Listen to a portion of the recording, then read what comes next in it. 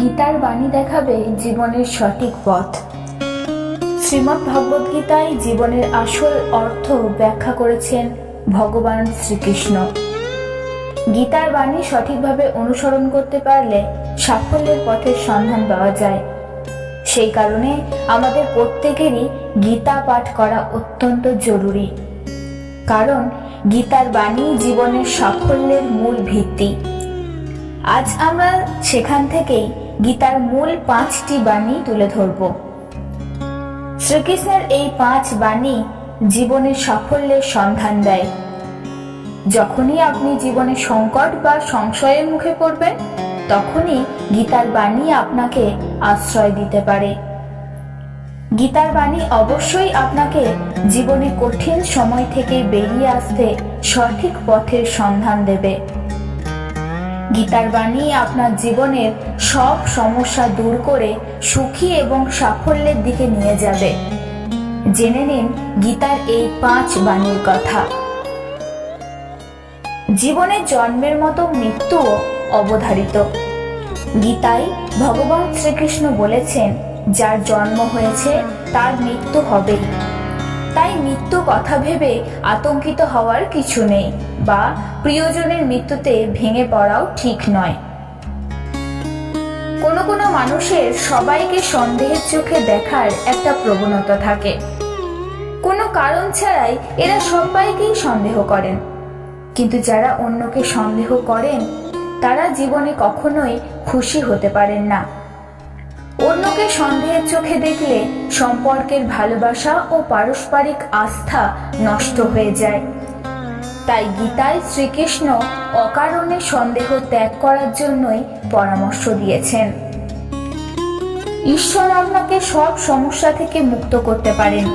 সেই কারণে সব সময় নিজের উপর এবং ঈশ্বরের উপর ভরসা রাখা উচিত।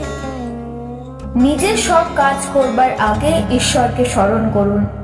গীতায় শ্রীকৃষ্ণ বলেছেন, যে ব্যক্তি ঈশ্বর চিন্তা করে জীবন কাটান, তিনি মৃত্যুর পর সরাসরি ঈশ্বরের কাছে পৌঁছে যান। আপনি যদি বুদ্ধিমান হন, তাহলে নিজের বুদ্ধি কোনো ভালো কাজে লাগান এবং সেটাকে ভালো কাজে ব্যয় করুন। নিজের বুদ্ধি কখনো খারাপ কাজে ব্যবহার করবেন না। কোনো ষড়যন্ত্র বা অন্য কোনো খারাপ কাজে কখনোই লিপ্ত হবেন না। স্বার্থহীনভাবে সমাজের ভালোর জন্য কিছু করুন। এর ফলে আপনি সমাজে যেমন মান সম্মান পাবেন, ঠিক তেমনি নিজের মনের প্রসন্নতাও অনুভব করবেন। গীতায় শ্রীকৃষ্ণ অর্জুনকে সব রকম আসক্তি থেকে মুক্ত হওয়ার পরামর্শ দেন। কারোর প্রতি অকারণ মুগ্ধতা কখনোই কাজের কথা নয়।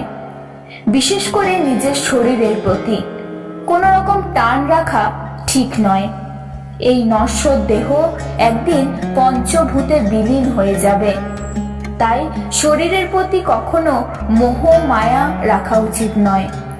সব আসক্তি ত্যাগ করে সত্যের পথে এগিয়ে চলুন।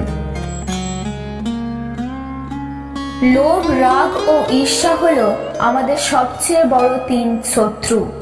এই 3 শত্রু আমাদেরকে নরকের পথে নিয়ে যায়। এই কারণে লোভ, রাগ ও ঈর্ষা সম্পূর্ণভাবে ত্যাগ করুন। এই সব শত্রু নিজের জীবন থেকে দূরে রাখলে আপনি সফল এবং সুখী জীবন যাপন করতে পারবেন। শ্রীমদ্ ভগবদ গীতায় বর্ণিত এই 5টি বাণী আমরা যদি অবলম্বন করি, তাহলে আমাদের জীবন হয়ে উঠবে আরো মনোমুগ্ধকর। শ্রীমদ্ ভগবদ গীতা আমাদের জীবনের প্রতিটা পদক্ষেপে আমাদের চলার পথে এক বিশেষ বার্তা দিয়ে যায়। এগুলি যদি আমরা আমাদের জীবনে প্রয়োগ করতে পারি, তাহলে আমাদের জীবন আরো সাফল্যমণ্ডিত হয়ে ওঠে।